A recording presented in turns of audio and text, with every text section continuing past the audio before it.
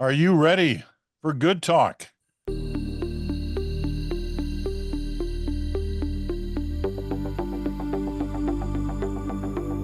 hello there, Peter Mansbridge here with Chantal Bear and Bruce Anderson. Another week of good talk. And we've got lots on the agenda today. We're actually going to start. I hadn't been thinking of this until I woke up this morning and saw the headlines in the Toronto Star. And one of those headlines is Jagmeet Singh backpedals on consumer carbon levy, distances the NDP from support for Justin Trudeau's policy. Well, it's not like there was a bandwagon of support for Justin Trudeau's carbon pricing policy, but it was assumed that the NDP and Jagmeet Singh were on that bandwagon, that they were supporting the government and the Prime Minister at a time that he's really under attack from kind of all sides. The opposition, clearly, most of the premiers, a lot of editorial condemnation of carbon pricing. Well, not a lot, but certainly some. Anyway, now Jagmeet Singh, the person who and the party who has kept the Liberals in power, is saying, you know what, I don't know about this carbon pricing thing. Maybe it's time to back off on that, show a little distance between us and the government. Now, we've talked about the NDP a couple of times in the last few weeks, including last week when we sort of wondered whether or not they were on the verge of some kind of collapse. But here we go with this one. Chantal, you start us off. What should we make of Singh's new position on carbon pricing? That if I were an NDP strategist and I was looking to put some distance between myself and the Liberals, I would not have picked the environment and climate change to do it. And there are risks attendant, but a bit of history here on carbon pricing and the NDP. The first province that introduced the carbon tax was BC. It was not introduced by the NDP, but it was introduced by a Liberal government, and the NDP has pursued carbon tax, which is why the BC is not under the federal carbon pricing system, because it has its own system, its own rebate system, and it has been leading the parade on this issue. The federal NDP, on the other hand, has been anything but a leader in the parade on climate change policy for a number of reasons, all strategic, which I think were all bad strategic calls, and I think this is just the latest. It started with the ascent of the Green Party and Elizabeth May, and the sense that she owned, by virtue of who she was and by virtue of her party's name, the environment, so the NDP, and that is not under Mr. Singh, increasingly focused on other issues. I don't think you can really name the last time that an NDP leader or someone in the NDP stood out as a Stephen Guilbeault or even a Thomas Mulcair on the issue of the environment. The NDP in the last election campaign was judged by environmental observers, independent environmental observers, to have one of the weakest climate change plans on offer, weaker than that of the Liberal. They were always, the New Democrats, federally reluctant supporters of carbon pricing, or at least of some of its manifestations. And I bring you back to last fall when the Liberals decided to carve out home heating for people who use oil from their carbon pricing scheme. The Conservatives predictably immediately brought in a motion to reverse that or extend it to everyone who had heating bills, not just those who use oil. And the NDP did vote with the Conservatives back then. It was the Bloc Québécois that supported the government's position on carbon pricing. Now comes the election of a new star in the NDP firmament in the shape of Wab Kinew in Manitoba. Mr. Kinew's province is under the federal pricing system at this point, but he has said that he wants to put forward an alternative that is devoid of the carbon tax element in some way, shape, or form. It has not been presented yet, to my knowledge, and it's impossible to know whether it would meet the requirements of the federal program and the threshold set by the federal government. There are Mr. Singh is right, other ways to reach it. Quebec has a cap and trade system with California.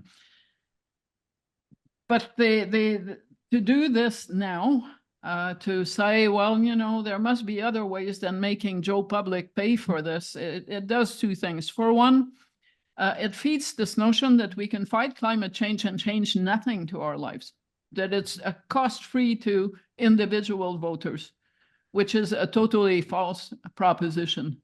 You cannot just, and the NDP proposal is we should go more heavily against industry on this. Do you really believe that the costs of that do not get passed down to the consumer in some way, shape, or form?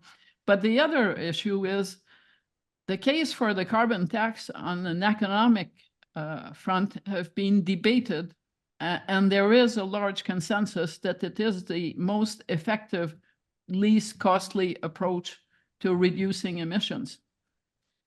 So up to a point, Mr. Singh is kind of going against science. He is saying, as the Conservatives are, that he can come up with a new plan that will cost you nothing and will do more. And to be seen when that plan comes. Me, I think the real danger is that there are many people who support the NDP who believe that the environment is important.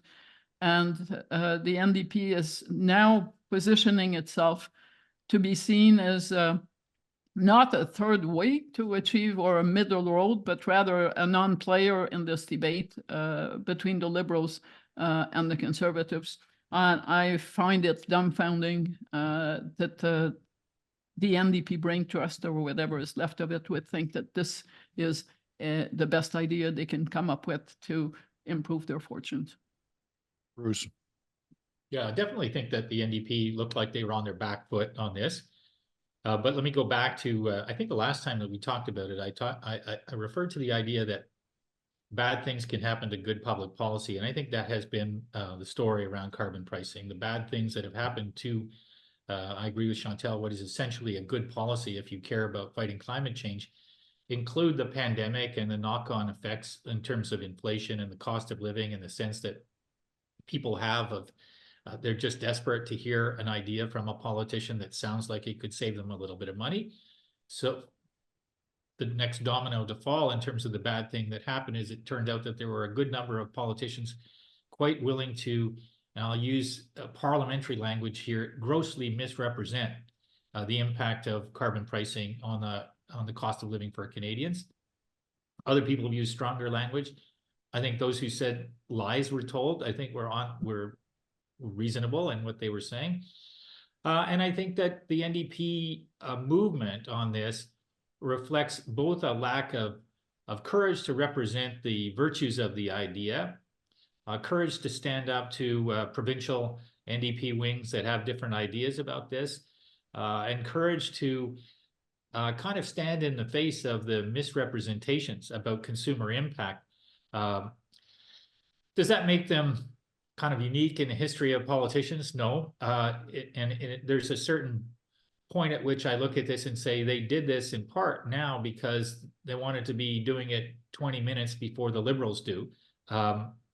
Because I do think that by the time of the next election, the Liberals will be running on alternatives to carbon pricing, not just on carbon pricing. And maybe they will at that point have decided that it's not sustainable to keep pursuing the model that they have in mind, but they need another model to replace it. That remains to be seen. It remains to be seen whether Justin Trudeau is going to be the leader in that election or somebody else will. But I just don't see the Liberals wanting to be the only party at the federal level that says we're going to dig in our heels around this policy. And you could also read between the lines of what the Prime Minister's been saying recently about this idea of a First Ministers meeting is, if somebody has a better idea, let's hear what it is. I don't think he's saying that just to challenge the good faith of the premiers. I think he's saying it to signal that the government at the federal level is open to alternatives that might achieve the same results without constantly having them in a situation where they're fighting for an idea that has lost the confidence of the public. That's interesting. Do you see it that way too, Chantal? Do you think there's an opening there for the Liberals, even under Justin Trudeau, to back off on its current carbon policy? I'm not sure.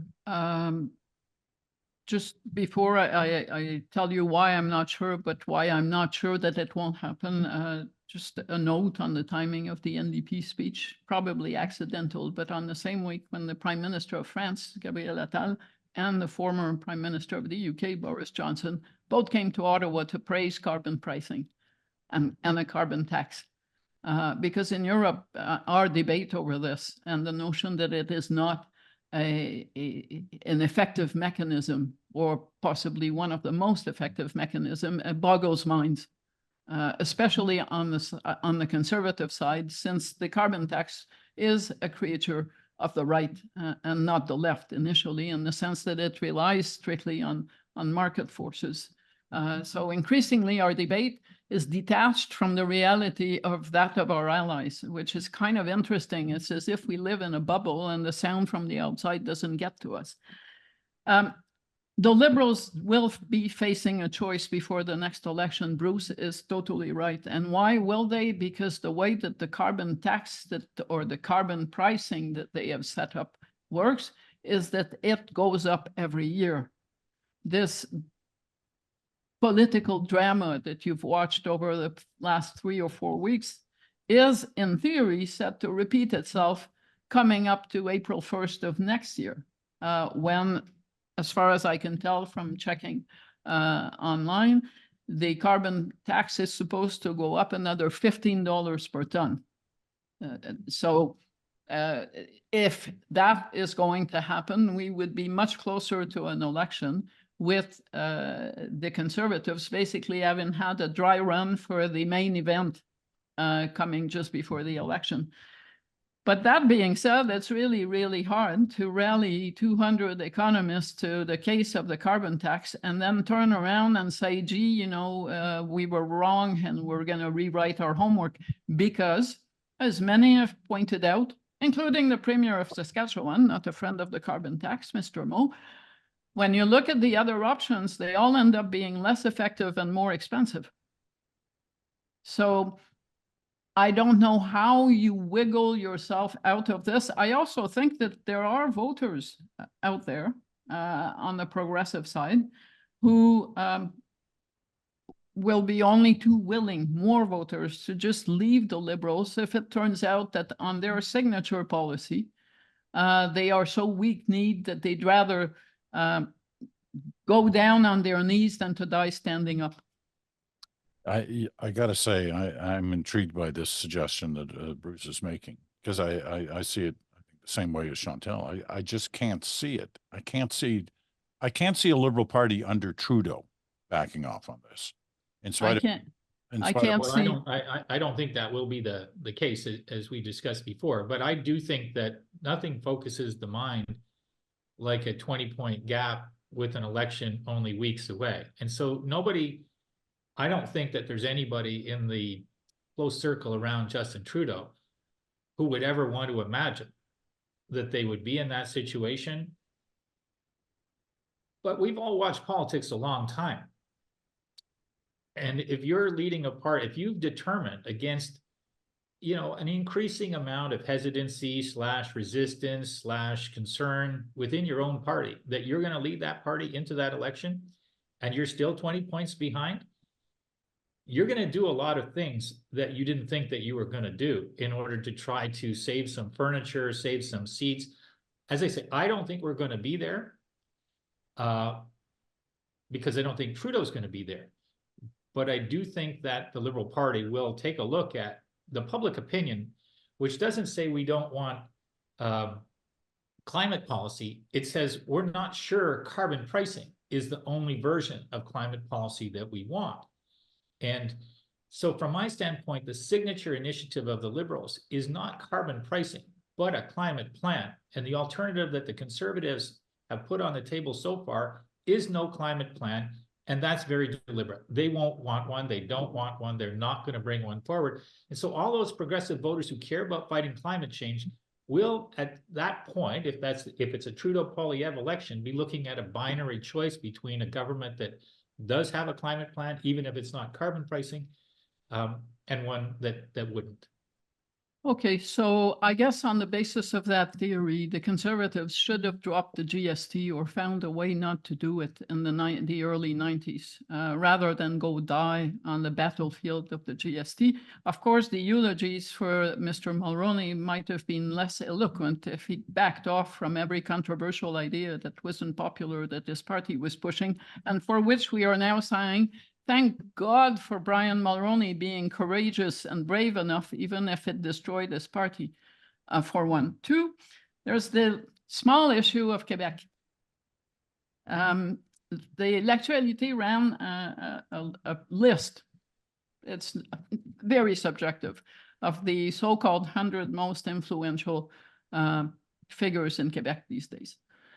And I looked at the list to see who among the, unsurprisingly, you've got Paul Saint-Pierre Plamondon who's leading in the polls, the PQ leader, and then François Legault, and then eventually in the first five, Justin Trudeau, that's normal. But I went to see who is considered the most influential minister, federal minister in Quebec, thinking I'm going to see Mélanie Joly or François-Philippe Champagne, since they dream of becoming leaders.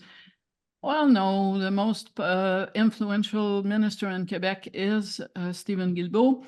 So back off on carbon pricing and a carbon tax, and my MP, the Minister of the Environment, will not be spending the campaign on the hustings for the Liberals.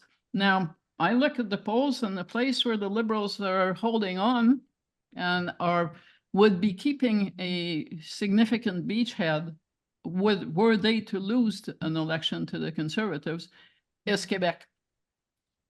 But I can only imagine what Yves-François Blanchet would be saying about a retreat on this policy and a muting of the current environment minister in an election campaign in Quebec. So maybe Bruce is right. But, No, I look at all these arguments that they're going to change leaders and they're going to change this policy. And I tell myself, I hope that leader does really well in Ontario and BC, because they will be sacrificing the last place where they're not doing too badly. But here's the thing, though, the distinction that I'm trying to draw, which maybe I'm not drawing it clearly enough, is not between carbon pricing or no carbon pricing. I'm talking about how you price carbon. And so the point that you're making about Quebec wouldn't be affected by a change in the way in which pricing for carbon is handled in other parts of the country. The other ideas that people are kicking around, which is, I think, partly why Jagmeet Singh got where he got to, do involve a significantly greater focus on industrial emitters. Now, I don't know as much as you do about Quebec public opinion, but I've never found Quebec public opinion to be really against that. And I'm not in favor of this. I'm not arguing that this is what should happen. All I'm trying to say is the Liberal Party is so far behind in the polls that if there's another way to price carbon that they believe can withstand public scrutiny, their level of risk of looking like they've changed the way that they're approaching something is a relatively low risk compared to continuing on in the path that they're on. That's all I'm the last time they backed off on something along those lines of reasoning was when they decided to carve out home heating by people who use oil, thinking it was going to restore their fortunes in Atlantic Canada, which it did not. If they had not done that, we wouldn't be having this conversation today. I completely agree with you. I totally agree, but I will point out about Quebec politics that this is a province where a premier campaigned on a controversial plan called the Third Link to link the South and North Shore of Quebec, of the St. Lawrence in the Quebec City area, which most of us, especially in Montreal, did not find terribly exciting. But it was his signature policy. And when he decided that it was off the table, what happened to that premier? The issue was not that you could replace it with a better policy, which you could. It was that this was someone who had said something that sounded like it was based on principle and conviction, and suddenly the case for it was not that solid anymore. And the reaction, I think the typical Quebec reaction to people who do that is to say, okay, then why should we stick with you? We've seen you for a long No, time no, and no. we're These fatigued. are all good So- points. And look, I sound like I'm offering a viable plan for Justin Trudeau to be reelected. I do not think that there is a viable plan for Justin Trudeau to be reelected. Okay, So that's a we're whole talking nother in a- discussion. That's a It's whole a nother hypothetical within a hypothetical, yeah. All But right. that is still the choice between dying with honor or dying crawling. I love you two guys, especially when you disagree. Just- it's Dying so- with honor So much or fun to dying sit back crawling. and watch. Okay, listen, we got to take our first break. But you've raised a couple of things I want to pursue once we come out of this break. But before we even get to the break, that list of 100 influential Quebecers, Chantel, were you on that list? Yes, but my journalistic honor is safe because I'm number 98. I barely made the cut. That I find raises it, some questions about the list, let's be honest, it does. it's a very, I find the entire idea of a list objective, and the authors of the list do agree that it's subjective. Your Well- evidence is not accepted. You may be number 98 in their heart, but you're It's better to start from far, so with a bit of luck, you can only go up a bit That's the or point. disappear. Okay, we're going to take a quick break and we'll be right back on Good Talk.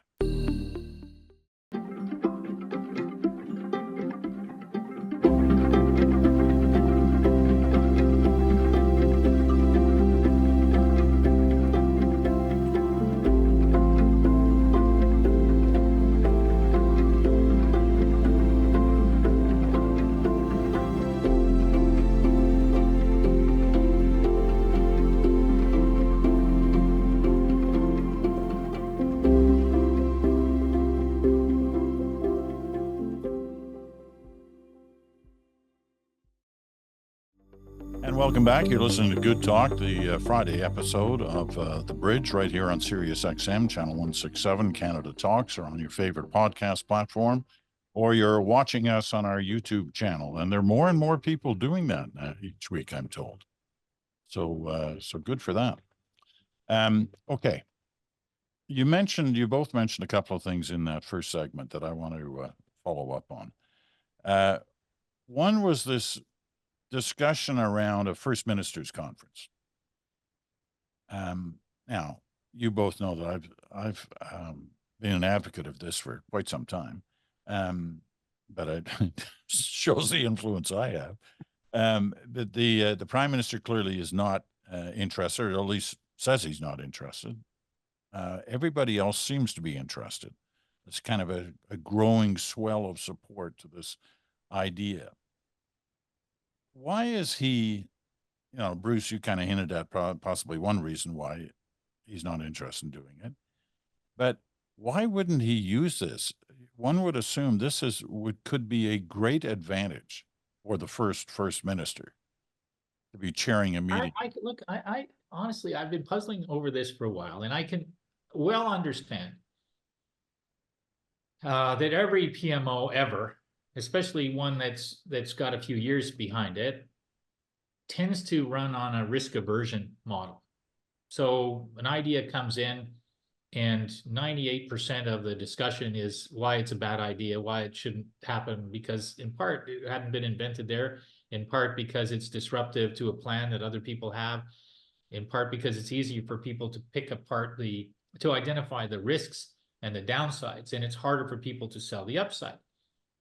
Okay, I get all of that. But if you're 20 points behind, and if you really believe, as the people around Justin Trudeau do, that he is by far the best advocate for public policy, not just in his party, but in the country, you need a platform.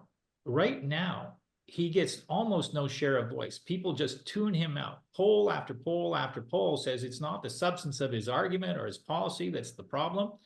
It's that people just don't listen to him anymore. They don't want to listen to him anymore. And so you need to solve for that. You can't do it just with advertising. Liberals won't have enough money to buy enough advertising to do that. And I'm not sure that the advertising that they could do featuring him would actually have the effect that they would want.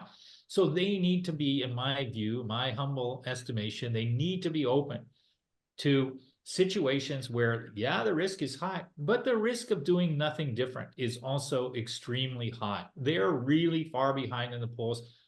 I will eat Don't. everybody's hat, your hats Don't. and my No, own. just don't. Just a minute, I gotta make Don't. sure we're recording. Hold on. Yeah, it's gonna be a disgusting spectacle. Do not do that. Well, let's find another gamble, but I'll You'll really take try- us to dinner. You're gonna pay our All bills right, I'll forever. take you to dinner. If this budget spending 20, 30 billion dollars on a wide variety of things, and then arriving on budget day and saying, this is how we're going to pay for those things. The idea that that is going to be the thing that's going to turn things around for the Liberals, I don't believe it. So I will buy dinner if I'm proven wrong, but I just don't, I've never seen any evidence that that kind of thing in this sort of situation will help. On the other hand, somebody either entering into that kind of conversation in command of the files with the best policy of anybody around the table and some real good debating skills, I would take the chance. I would look for the platform. I would get that share of voice. If it meant that I had to use that share of voice to expose that I'm open to different ideas, so be it. What's the problem with that? If, on the other hand, I made a compelling case that the people who are against carbon pricing don't have an alternative, that's a pretty good outcome too. So I just don't understand, other than the normal reflexive risk aversion, why Justin Trudeau wouldn't be all over it. And the only answer that I've seen him given to why so far, unless I've missed it, is I had a First Minister's meeting 8 years ago or something like that, which to me is not relevant in the least. Chantal. Yes, pressure has been going up mostly because it costs nothing to ask for a First Minister's meeting. So all opposition parties in the House of Commons supported the Conservative motion urging the organization of such a meeting. But talk is cheap. There's no price to pay for voting with the Conservatives on this, or for calling for this, or for the premiers to be sending letters. But it seems to me that the Trudeau's Brain Trust has decided that the risk that they're taking, instead of calling in the premiers to have this conversation, is to step all over provincial jurisdictions without giving any of those premiers a heads up, so that they can do their budget, their pre-budget sales job, the one that we've been witnessing. But in so doing, they are doing the opposite of laying the groundwork for a positive meeting with the premiers. You cannot snub every premier in the country by announcing initiatives in their areas of jurisdictions, as in, you can take our money or leave it, but we're doing this. And then say, in the spirit of cooperative federalism, I'm interested in hearing your ideas. If you have ideas as to an alternative to my carbon pricing policy. It doesn't make it sound like you're in listening mode to the provinces, given what we've just witnessed over the past 3 weeks.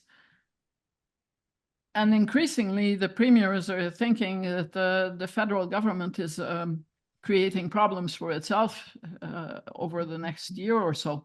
I'm going to give you a very easy example of a unilateral federal move in an area of normal provincial jurisdiction that could blow up in the face of the federal government and its allies, and that is dental care. It is one thing to announce free dental care for people over the age of 70 and for children from the heights of Parliament Hill with absolutely no levers on the healthcare system of the provinces. But what is going to happen if the take-up by dentists in the provinces continues to be abysmally low? And what levers will the federal government have to change that? Because at this point, this is what is happening. The program is really popular. People are signing up, but dentists are not, because they say that the rates on offer by the federal government and the paperwork that is involved is way too cumbersome for them to walk into this. Now, a number of provinces have dental care programs for targeted audiences. In this province, I think it's free for children under 12. But if you're going to proceed over the heads of the provinces, they're going to sit back and say, okay, have fun. We have the expertise, we have the processes, but since it's your game you want to play, well, play on your own and let's see how you succeed. Imagine if in 6 months, half or more of the people who have signed up have failed to find dentists who have subscribed to the plan so that they can get the free dental care. We're talking real money, real people and real needs here. And over the past 3 weeks, this government has kind of multiplied these possibilities. Yes, they can handle probably more free lunches or breakfast at school because some organizations are doing it. But if you're going to do your housing initiative and you want to deal with municipalities, increasingly provinces are going to do. Alberta is doing that, like Quebec, and say by law, you must talk to us to talk to Montreal and Quebec City or Calgary and Edmonton. You can't go over our heads. So in that context, to call a prime minister's conference, you have to think, so what would the outcome of it, or would there be an outcome except a reciprocal blame session? I, like Bruce, find the answer very weak. I met the premiers in 2016. I gave a course at McGill in public policy in 2018, I think, or 2019, before the pandemic.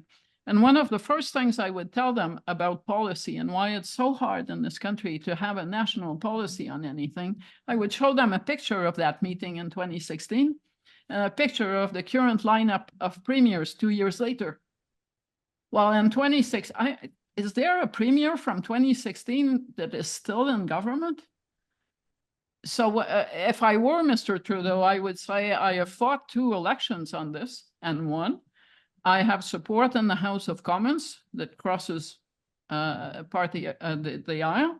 I have been validated in my approach by the Supreme Court on the constitutional front, and I have offered provinces the opportunity over all these years to come up with schemes that maybe don't involve a carbon tax, but that arrive at the same price on pollution as I have suggested.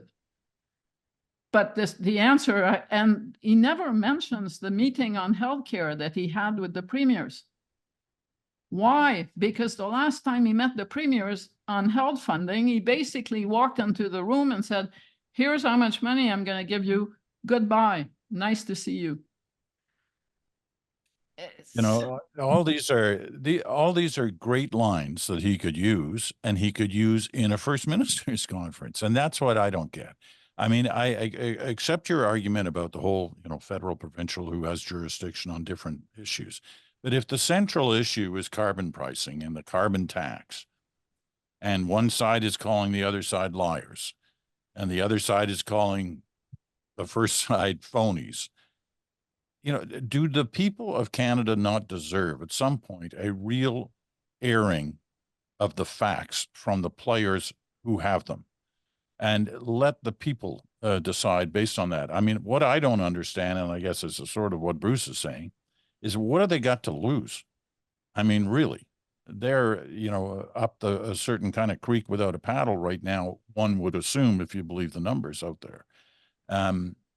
Anyway, so I actually agree with your other point there, Peter, as well, that, we've seen in recent elections a tendency towards fewer debates, less willingness to participate in debates. I think it's destructive. I think as combustible as these things can be, it's better to have more of them rather than less. And we've been going in the less direction. And even if it's a brouhaha, and I happen to think Chantal's arguments are all right, but the prime minister can say them 100 different ways that aren't getting through right now. And so he needs a way that has a chance of reaching an audience. He needs a way to frame the choice as being climate policy or no climate policy. He doesn't need to disagree with the premiers of Quebec or British Columbia. He needs to call out the people who don't have a credible alternative to carbon pricing and make it clear that that's the binary choice heading into the next election between his party and the other parties on offer. I don't think he has a way of doing that without choosing a kind of a duel of this sort, as risky as it may seem. I don't think he's afraid of having a meeting where François Legault goes off wherever he goes off, or Daniel Smith, or Premier Ford. I think he's afraid of Webb Kinew, the new Premier of Manitoba, a new Democrat, a new star on the scene, someone who can argue French and English, and who doesn't seem to be a fan at all of the carbon pricing scheme of the federal government.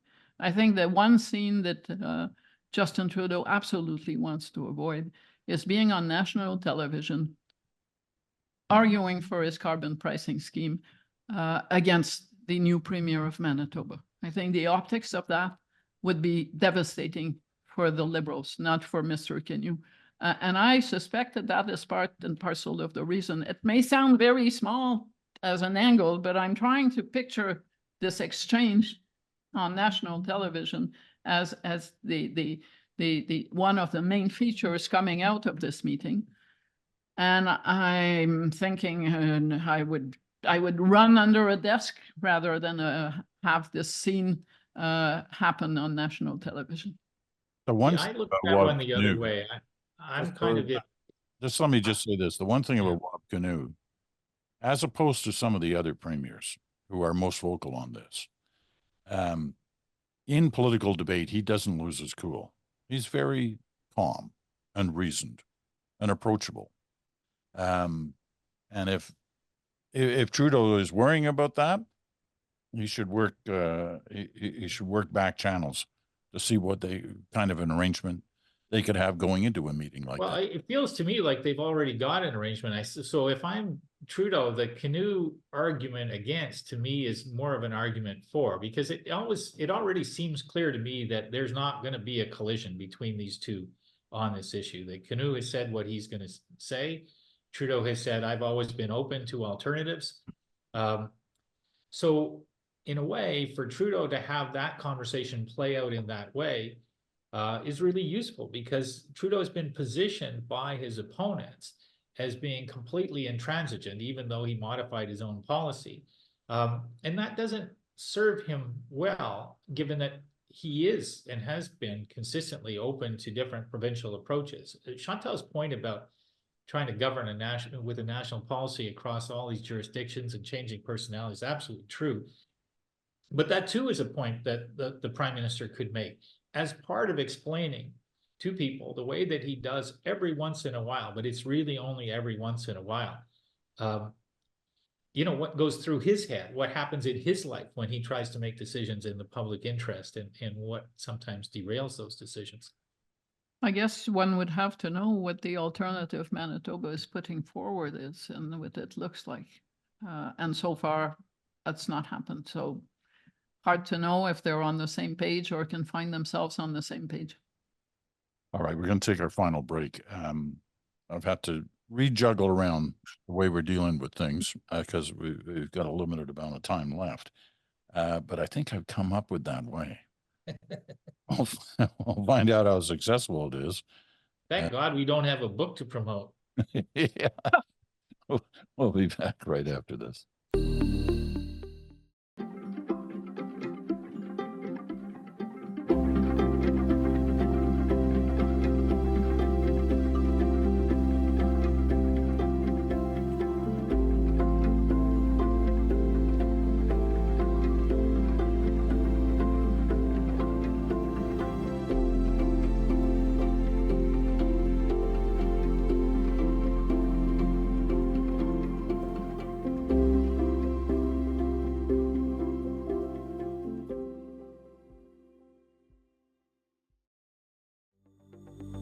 All right, we're back to the final segment of Good Talk, the Friday episode of The Bridge, right here on Sirius XM Channel 167. Glad to have you with us, and us is Peter Mansbridge, Bruce Anderson, Chantal Hébert.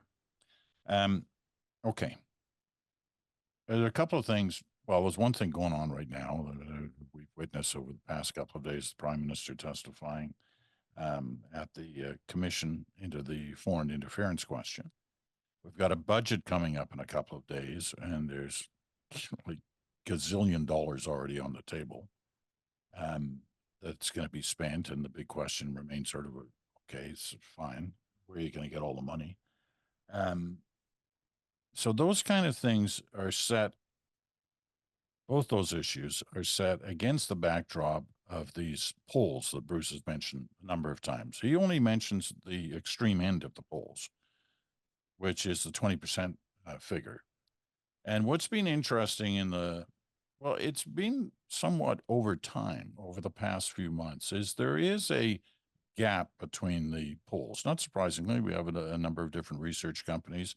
They use different methodology. They talk to a varying degree of numbers in terms of Canadians to come up with their statistics. But you've got sort of this 8-point gap between Nanos, which is recognized polling company in the country. At its latest, I think, is a 12-point gap between the Conservatives and the Liberals, and Abacus, which also is a well-respected, well-known research company Bruce used to work closely with, and they're showing a 20-point gap.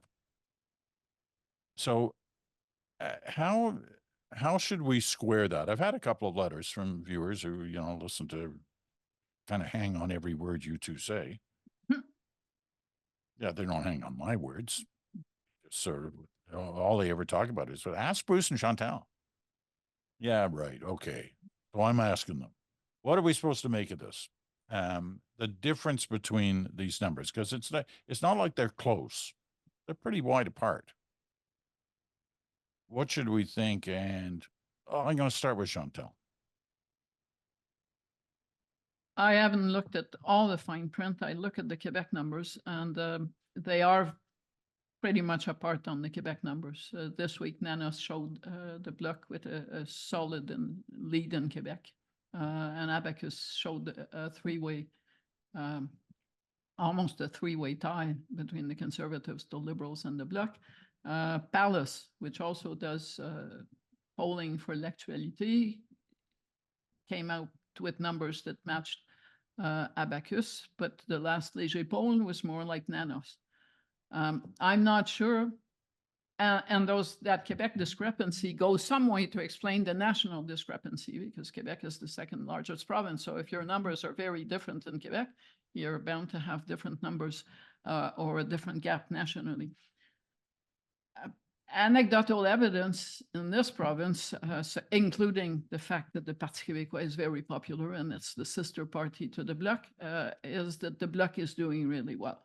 And if there is a surge in Conservative support, people on the ground, not just, obviously not in Montreal, but outside Montreal, are not picking up on it. You don't hear that, and you don't see that.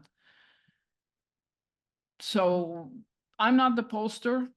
I tend to go with polls on Quebec that have been polls that have guided me through 2 referendum campaigns and 30 years. So I always go with the Léger polls, because I believe that Jean-Marc Léger can read his numbers beyond the numbers and sees things that we don't see necessarily from the bird's eye view of national polls from other pollsters.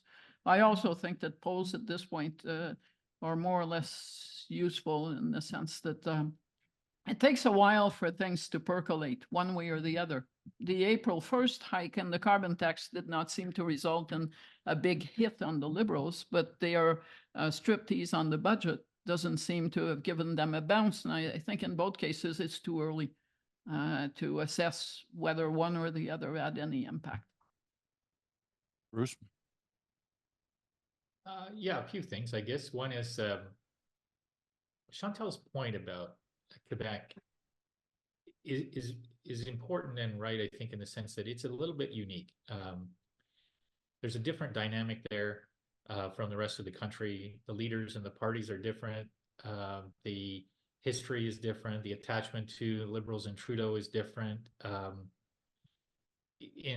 the idea that you would rely on somebody whose life has been, as Jean-Marc Léger's has been, focusing somewhat consistently on that province, not only does work everywhere else, I think makes some sense. So I set Quebec aside. I look at the numbers in BC, I look at the numbers in Ontario, and I look at what's happened in Atlantic Canada. And for me, given the quantity of surveying, the size of the samples, the consistency of methodology over time, I believe the Abacus numbers are more right than the Nanos numbers. Nanos numbers, if I understand them correctly, you know, the methodology is more phone and the sample sizes are smaller, quite a bit smaller. But it's also the case that in the rest of the country, just as Chantal said, I don't feel what the numbers in a poll seem to be telling me. I have the same kind of way of looking at numbers in other parts of the country. Let me put it that way. And the size of the gap between the Conservatives and the Liberals in Ontario is massive by right now, according to the Abacus numbers. That feels right to me based on every conversation I have. It feels to me that the bottom has fallen out for the Liberals, and the NDP have gotten nothing out of it, which is, again, back to why is Jagmeet Singh in trouble? Those voters, many of them, you could have assumed might have been willing to migrate to the NDP column, but that isn't happening. The Liberal situation in BC feels bad with everyone that I talk to, and it looks bad in the Abacus numbers. In Atlantic Canada, I don't think that the change that they made on carbon pricing, I didn't think it was going to make any difference, and it hasn't made any difference. And the Conservatives have always been capable of mounting a strong rivalry to the Liberals. And again, everybody that I talk to, everything that I hear tells me that a sizable gap is there. So to believe the Nanos numbers, I need to believe that the gap was bigger and it became smaller, and I can't fashion a logic outside of Quebec for that to have been the case. I can fashion a logic in the opposite direction. And when I look at the trajectory of the Abacus numbers over the last, call it, year and a half, they really seem to be saying once inflation started to kick in, once housing costs, mortgage costs, food costs started to really bite, the Liberal numbers just got worse and worse and worse. And that trajectory has been pretty dramatic over that period of time, but not bouncing around like this. When you see this bouncing around, it's time to wonder. But when you see that consistency of that pattern, usually that says to me something pretty reliable. So I think the Conservatives would rather have people believe that there's a 5 or 6 point gap than a 20-point gap. But I think that the reality is it's probably closer to 20, whether it's 20 or 16 or 18 or 15, I think it's the higher end there.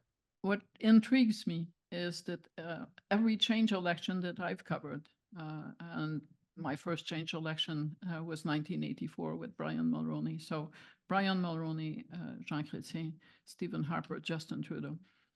The person who won that campaign, who became the prime minister, came from behind. So this campaign will be really different in the sense that the leader of the opposition will be going in with the lead to protect rather than with building momentum and coming from behind. And that speaks to different dynamics. I'm not saying it won't work. I'm just saying it's different. That usually voters like to discover an underdog over the course of a campaign.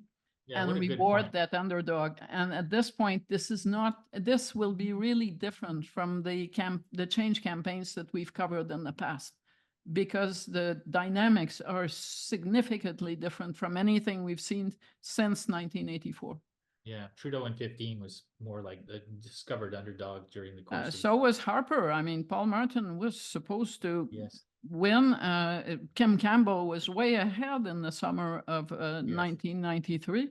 So you look at all those elections, those change elections, and you think this is interesting that the challenger will, for the first time, because I don't think Pierre Poilievre is going to fall to second place between now and the election, will be starting from the front. It's partly why I think that they would rather have the story be that it's a much closer race, because the longer it stays in a very wide gap, the more time there is for people to say, I wonder what's under the hood there, and to look for another underdog story to replace the underdog story that has been Pierre Poilievre. Voters do love the underdog story. I can't ever forget how proud Quebecers were on their way to voting for Jack Layton and the NDP.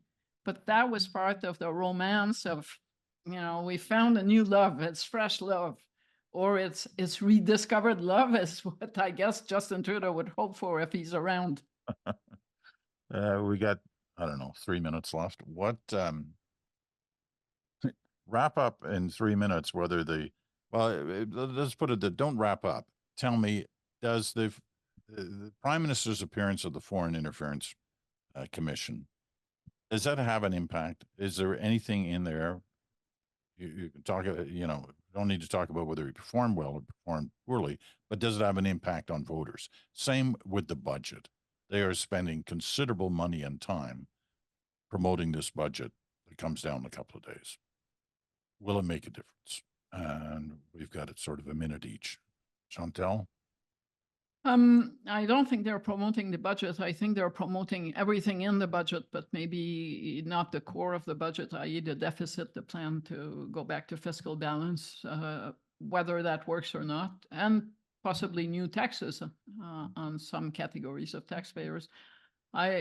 This late in the cycle, I've not seen very many budgets turn things around for an incumbent government.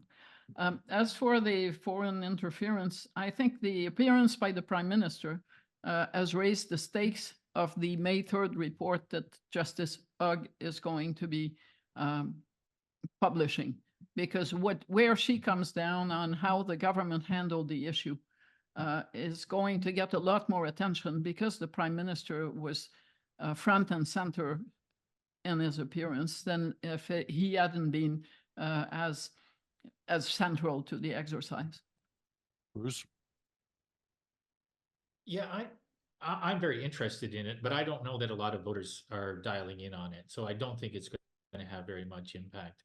Even though I'm very interested in it, to be honest, at this point, consuming what I've consumed of it, I'm finding it pretty foggy to figure out exactly who I should be unhappy with or who did a good job. I feel unsure that the Prime Minister's office did everything that